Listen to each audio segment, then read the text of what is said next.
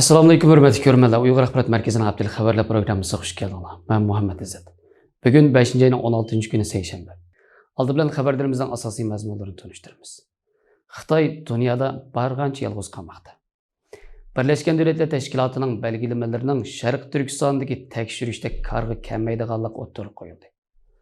Volkswagen shirkatining yig'ini e'tirozga uchirdi. Xitoy Pokistonga yana 2 dona harbiy paraxod avatdi. Kanada bilan Xitoy o'rtasidagi diplomatik kriz davomlashmoqda. Tuvandagi Xitoy xabarlarimizning tafsiliy mazmunlarida bo'lsin. Reuters agentlik to'rining 9-maydagi xabari ko'ra, tahlilchilarning bildirishicha, Xitoyning o'zining bexatarligiga bo'lgan diqqatining hamda Amerika bilan bo'lgan raqobatining kunsiri kuchayishi uning uzunga so'zilgan yuqum qamildan keyin dunyo bilan qaytadan bordi-keldi qilish tirishchanligini tahdidga uchirtib, xalqarodan bo'libmi g'arbdan yetim qilishning yangi davrining muqaddimasini ochmoqda ekan. Xitoy bulturning oxirida 2020-yil boshlangan yuqumni tizginlash tadbirlarini bekor qilgandan keyin yaqin oylarda diplomatik va savdo sohasidagi qarmoqqa o'zaro ziddiyatli ko'rinadigan bir qator qadamlarni bosgan bo'lib, bu nurg'un kuzatuvchilarning mazkur qadamlarning muddaosi haqida gumon qilgan.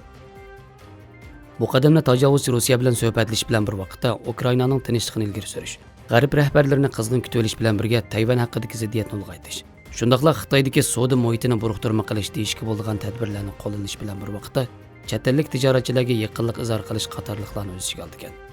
Albuki tahlilchilarning ko'rsatishcha qarmoqqa qalaymaqanday ko'rinadigan mazkur qadamlar Shi Jinpingning barg'ansir nacharlashayotgan Amerika-Xitoy munosabatiga bo'lgan andisidan manbalangan bexatarlik tashvishining ifodasi ekan.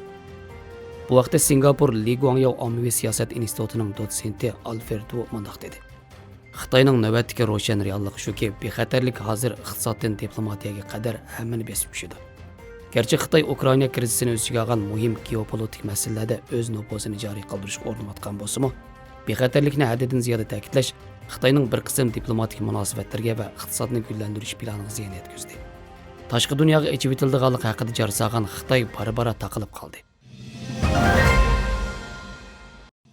Ma'lum bo'lgandek, Xitoyning paxta yoki quyosh energiyasi taxtalarini ishlab chiqarishda Uyg'urlarni majburiy emgak silayotgan bo'lishidan andish qilayotgan savdo mutaxassislari uzundan buyon Xitoyning xalqaro emgakchilar tashkilotining qoidalarini imzolashga va amal qilishga deb kelgan edi.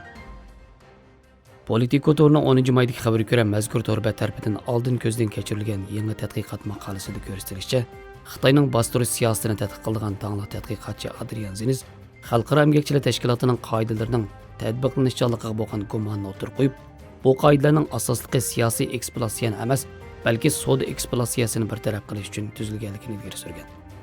Boshqacha qilib aytganda, Sharq Turkistondagi Xitoy amaldorlar Uyg'urlarni ishga solganda Xitoy doiralarining ko'zlaydigani nuqul holda arzon emgak kuchli bo'lmasdan, aksiga bu davlat tarafidan kollektiv holda atalmish bo'lginchi va terrorchi deb qaralgan Uyg'urlarni Xitoy Kompartiyasining hukmronligiga bo'ysundirishni maqsad qilgan, yuqorining buyrug'iga binoan ijro qilinadigan siyosiy harakatdir. Amerikadagi kommunizmning ziyonkashligiga uchrag'uvchilar xotira fondining tadqiqotchisi Adrian Zenizning so'ziga ko'ra, yuqorqi sabab tufayli xalqaro emgakchilar tashkilotining majburiy emgak haqidagi ta'biri bu masalani hal qilishga yetmaydi ekan. Uning tadqiqotida ko'rsatilishicha, xalqaro emgakchilar tashkilotining o'lchamlarini qo'llanish Xitoyning Uyg'urlarga qarshi sistemasidagi majburlash omillarini baholashda asosan mag'lub bo'lgan. Adrian Zeniz mazkur maqolasida mundaq degan: Xalqaro emgakchilar tashkilotining majburiy emgak ko'rsatkichi ramkasiga o'xshash an'anaviy vositalar davlat qo'llagan majburiy emgakni baholash uchun loyihalangan emas. U o'z maqolasida xalqaro emgakchilar tashkilotining majburiy emgakni o'lchaydigan 11 ko'rsatkich haqida mundaq degan: Bu ko'rsatkichlar yoki shirkatning yoki iqtisodning har qaysi sohalaridagi majburiy emgak ahvolini o'lchash uchun loyihalangan. Ular davlat qo'llagan majburiy emgakning negizi bo'lgan muhim mexanizmlarni baholashda asosan qaror kelmaydi. Bo'libmi davlatning majburlash safarbarligining maqsadi asosligi siyosiy xarakterda bo'lgan Sharq Turkistonda ahvol texmi shundoq. Yakkichilarni tekshirish orqali davlat qo'llagan majburiy emgakni osonlikcha bayqag'il bo'lmaydi. Bo'libmi Sharq Turkistonga o'xshash so'z erkinligiga bostirilgan muhitda texmi shundoq. Reuters agentlik to'rining 10-maydagi xabariga ko'ra, Volkswagen shirkatining pay cheklar yig'ini alahazal 10 nafar faoliyatchining e'tirozi sababli bir mahal uzilib qolgan bo'lib, mazkur faoliyatchilar Volkswagen shirkatining Sharq Turkistondagi avtomobil zavodining hali ham ishlab chiqarishni davomlashtirayotganligiga norozilik bildirgan. Shundaqla Xitoy hukumatining Sharq Turkistondagi jinoyatlarga qarshi shuarlarni to'g'lagan va lozunkalarni ko'tarishgan. Volkswagen shirkatining Xitoydagi tijorat mas'uli Ralph Brandestier bu yilning 5-ida Sharq Turkistondagi zavodini ziyorat qilgan.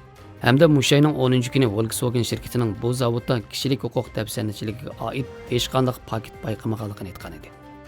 Yig'inga aloqador bir videoda ko'rsatilishicha, Volkswagen guruhi nazoratchilik hay'atining raisi Hans Dieter Bötis so'z qilayotganda e'tirozchilar mudiriyat a'zosi Wolfgang Porschiga to'rtatgan.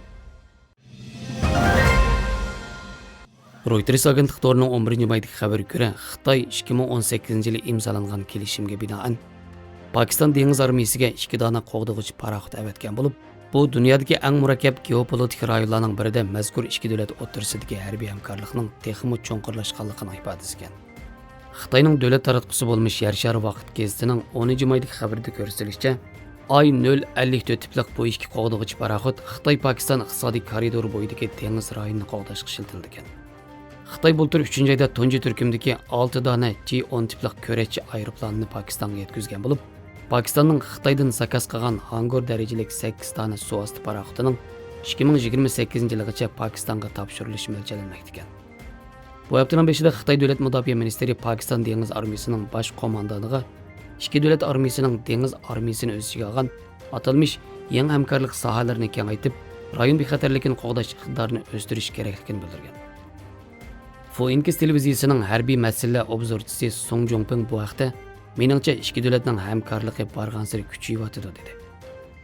Janubiy Osiyoda Xitoyning Pokistonning kushandisi bo'lmish Hindiston bilan bo'lgan munosabati yaqin yillardan buyon izchil nacharlashdi. Amerikaning Afg'onistondan askar chekindirishi mazkur rayonda geopolitik aniqsizlik paydo qilib, Xitoy bilan Pokistonning texnik kuchli ravishda ittifoqlashishi turtki bo'ldi. Toronto Sun to'rining 13-maydagi xabariga ko'ra, bu oyning 9-kuni Kanada tashqi ishlar ministri Melania Jolie Kanada parlament a'zosi Michael Chongning Hong Kongdagi tuqqanlar qartilgan tahdidiga mas'ul deb qaralgan Xitoyning Torontodagi konsulxonasining amaldori Zhao Weining qo'llanganligini e'lon qilgan. Konservativ parlament a'zosi Michael Chong Kanada parlamentida Xitoyning kishilik huquq ahvolini eng kuchli tanqidlovchilarning biri. Egilishicha, buningdan 2 yil ilgari Kanada bexatarlik istixborot idorasi Trudeau hukumatining yuqori darajalik a'zolariga Zhao Weining Michael Chongning Xitoy qaratgan tanqidlarini jimiqtirish uchun uning Xitoydagi tuqqanlarga tahdid solishlariga qo'l tiqqanligini bildirgan. Halbuki hukumatning mazkur yuqori darajalik xodimlari bu ahvolni Michael Chongga aytmaslikni qaror qilgan va shuningdek keyin Michael Chongning Xitoydagi urug' tuqqanlari bilan bo'lgan aloqasi uzilgan. Kanada hukumati Zhao Weining qo'g'lab chiqardiganligini aytgandan keyin Xitoymo Kanadaning Shanxay konsulxonasining bosh konsulini qo'g'lab chiqardiganligini, uning Xitoyda qarshi ilinmaydigan odam ekanligini bildirgan. Xitoy tashqi ishlar ministrligining bu vaqtdagi rasmiy bayonotida mundaq deyilgan. 5-oyning 9-kuni Kanada hukumati Xitoyning Torontodagi bosh konsulxonasining diplomatini qarshi ilinmaydigan odam deb jakarladi. Xitoy buning qattiq e'tiroz bildirdi va qat'iy qarshi turdi. Buningdan sirt Xitoy yana o'zining atalmish buningdan keyin texmi ishkirlab inkos qaytarish huquqini saqlab qoladiganligini bildirgan. Halbuki tahlilchilar Kanada hukumatining bu ishdan shuncha burun xabar topganligiga qaramasdan, ziyonlanuvchi Michael Chongni bu ishdan xabardor qilmaganligini, shundaqla toki bu sətchilik oshkorlangan qadar Xitoy diplomat Zhao Weiga qarta hech qanday tadbir qo'llanmaganligini ayblashgan. Xabarlarimizni ko'rganingizga rahmat. Ko'rishguncha omon bo'linglar. Xayr xo'sh, Allohga emanet.